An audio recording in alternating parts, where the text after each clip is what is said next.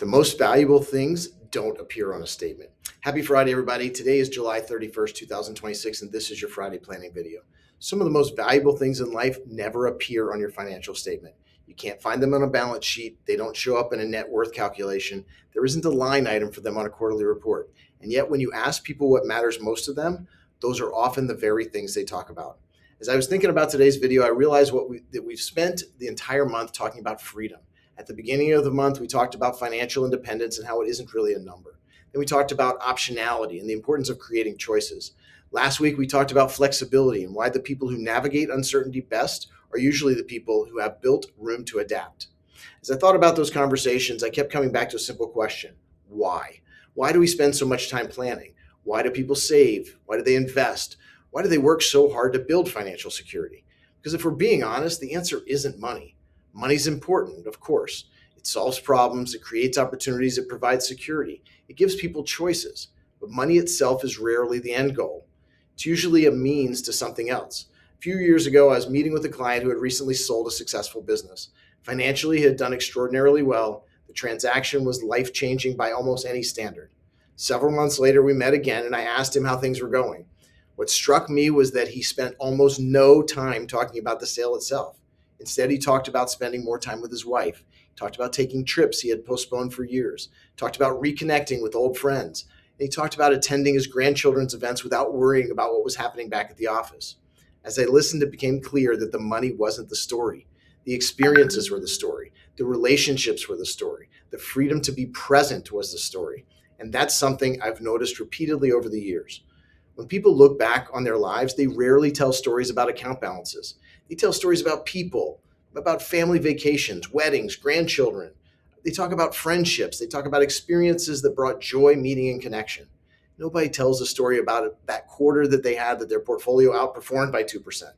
But people remember the trip they took with their children. They remember the summer they spent with their family. They remember the causes they supported. They remember the lives they impacted. Those are the things that stay with us. I was reminded of this recently when I was talking with someone who had lost a close friend unexpectedly. As often happens in those moments, the conversation became less about business and more about life.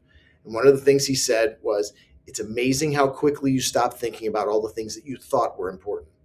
That statement stayed with me because I think most of us know it's true. We get busy, we focus on work, we focus on responsibilities, we focus on goals. And before we know it, it's easy to lose sight of why we're pursuing those goals in the first place. It's one of the reasons I believe financial planning is at its best when it goes beyond just the money. The numbers matter, the strategies matter, the investments matter, but ultimately they should support something larger. They should support a life that reflects your values. I remember another conversation years ago with a client who was approaching retirement. We'd spent a lot of time discussing the financial aspects of retirement, but eventually I asked a different question. I said, "What are you looking forward to most?" He thought for a moment and he answered, "I'm looking forward to having breakfast with my wife without looking at my watch." I still smile when I think about that answer, not because it was a dramatic answer, but because it was real. He wasn't talking about luxury or status. He wasn't talking about buying something. He was talking about time, connection, presence. And perhaps that's the greatest lesson I've learned from clients over the years. The wealth people value most is often impossible to measure. It's the quality of their relationships, it's their health, their faith, their family, it's their sense of purpose. It's knowing they matter to other people. Financial planning can't guarantee those things, but it can support them. It can create the flexibility to spend time with the people you love.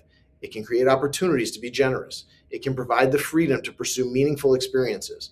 It can help reduce financial stress so that your attention can be focused elsewhere. And that's why I think it's important to occasionally step back from the numbers and ask the bigger question: what's all of this for? What are you trying to build? What are you trying to create? What do you want your life to look like? Because once you answer those questions, the financial decisions become much easier to understand.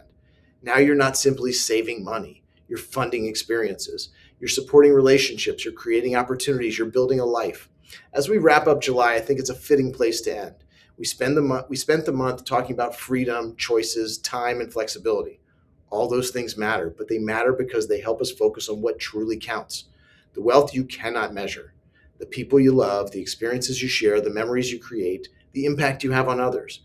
Those things don't appear on the financial statements, yet they may be the most valuable assets you'll ever possess. As you head into the weekend, I would encourage you to spend a few minutes thinking about what wealth means to you beyond dollars and cents. If someone looked at your calendar instead of your balance sheet, would they be able to tell what matters most to you? It's an interesting question. And sometimes the answer tells us more than any financial report ever could. If you'd like to talk about how your financial plan can better support the people, priorities, and experiences that matter most to you, I'm always happy to have that conversation. Have a wonderful weekend, and we'll see you next month.